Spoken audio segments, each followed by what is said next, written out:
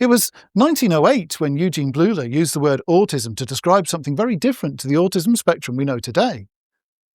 Even Leo Kanner, who defined autism in the 1940s, and Lorna Wing, who led the way to the modern spectrum in the 80s and 90s, saw his contribution as a footnote, a step on the road to better knowledge.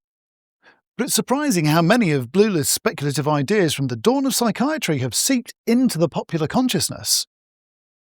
I've lost count of the times I've been told that autism literally means selfism and all the sins that makes me guilty of, which feels hurtful.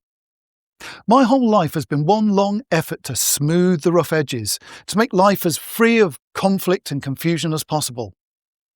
I try to fit in, be one of the team, to be a valued player in a bigger game, but I haven't done very well for all the effort I put in. I thought it was just me for a very long time. Because, selfism. I've known I'm autistic for 40 years, but for the first decade or so, I was alone with my diagnosis.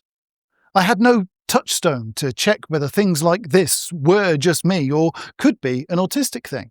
Once you actually get to know a few autistic folks like I started to do in the 1990s, you quickly see how far off the mark Bleuler's ideas of self-admiration and egocentric thinking were.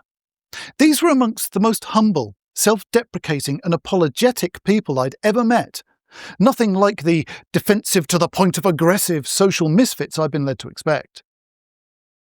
Truth is, I rarely meet an autist who fits the me stereotype. Even the video you're watching now had to be forced out of me.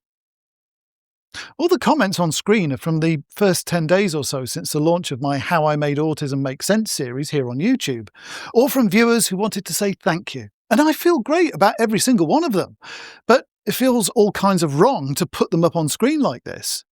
In fact, it does very well to illustrate the dichotomy I started this short with. Over 40 years, I've built a picture of how and why I was different from most of the people I meet, and I started sharing what I learned here on YouTube because I thought I might be able to help someone. These comments, these testimonials, I guess, are proof to me that, in that at least, I'm succeeding. I've done some good in the world, and that makes me feel happy. So whilst this feels all kinds of wrong to me and makes me want to crawl into the cracks in the floorboards, I'm told that this short video is actually a good thing. It's not showing off, it's sharing what's made me happy. So I'm told.